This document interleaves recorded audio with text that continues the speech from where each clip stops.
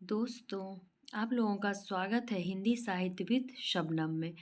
तो फिर से मैं लेके आई हूँ इग्नू MSD 2 पहले यूनिट में भारतेंदु के श्रृंगार परक काव्य के बारे में। भारतेंदु ने प्रकृति सौंदर्य, प्रेम सौंदर्य एवं श्रृंगारिक रचनाएं भी लिखी हैं। जैसे कि हम लोग जानते हैं कि उनके समय में मतलब जैसे वो नवजागरण के जनक कहे जाते हैं, तो उसके पहले रीतिकालीन कविताएं बहुत ज़्यादा चल रही थी। तो भारतेंदु ने भी प्रकृति सौंदर्य, प्रेम सौंदर्य एवं श्रृंगारिक रचनाएं लिखी हैं। भक्ति के क्षेत्र में सूर और श्रृंगार के क्षेत्र में बिहारी उनके प्रिय कवि रहे हैं। लेकिन रीतिबद्ध कवियों की भांति उनकी प्रेम सौंदर्य एवं श्रृंगार परक कविताएं किन्हीं राजा दरबार या मनसबदारों की चाकरी में नहीं लिखी गई। अर्थात जिस प्रकार रीतिबद्ध कविताएं जो होती थी वो मनोरंजन के लिए लिखी जाती थी, दरबारी कवि होते थे, दरबारों में राजाओं की महिमा मंडन करने के लिए लिखे जाते थे, तो उनकी भांति उन्होंने अपनी कविताएं नहीं लिखी हैं। प्रेम सरोवर, प्रेमाश्रु वर्षण, देवी छदम लीला, वसंत होली तथा प्रेम तरंग आदि उनकी रचनाएं जो हैं ये इस श्रेणी में आती हैं।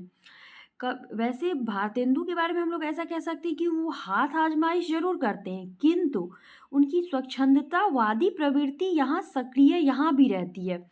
जैसा कहा जाता है कि वो व्यक्तिगत जीवन में उनकी कोई प्रेमिका थी, तो हो सकता है उनकी कविताओं की प्रेरणा उन्हें मिलती हो, जो भी इस बात से इनकार नहीं किया जा सकता। लेकिन यही है कि भारतेंदु ने अपनी कविताओं में पूरे स्वच्छंद, मस्त एवं लोकमन लोकजन से नाता जोड़ने का प्रयास किया है। तो जैसे कि हम कह सकते हैं कि उनकी स्वच्छंदतावादी प्रवृत्ति जो है भारतेंदु की, वो यहाँ भी सक्रिय रहती है। रीतिमुक्त कवि घनानंद के कठिन प्रेम मार्ग की तरह भारतेंदु का प्रेम सरोवर भी बहुत गहरा है। इसी प्रकार अगर हम बात करें पावस ऋतु के जीवन चित्रण की, तो जिसकी पृष्ठभूमि में भारतेंदु राधा कृष्ण की प्रेम लीलाओं का, उनके विरह मिलन का वर्णन करते हैं। तो ऐसा प्रतीत होता है कि भारतेंदु जो है वो परंपरा से कन्नी काट के आगे बढ़ना नहीं चाहते, बल्कि उसे अपनाकर उसमें से अच्छा बुरा पहचान कर ही वो अपने समय से जुड़ना चाहते हैं। प्रेम तरंग इस प्रक्रिया का बेहतर उदाहरण है।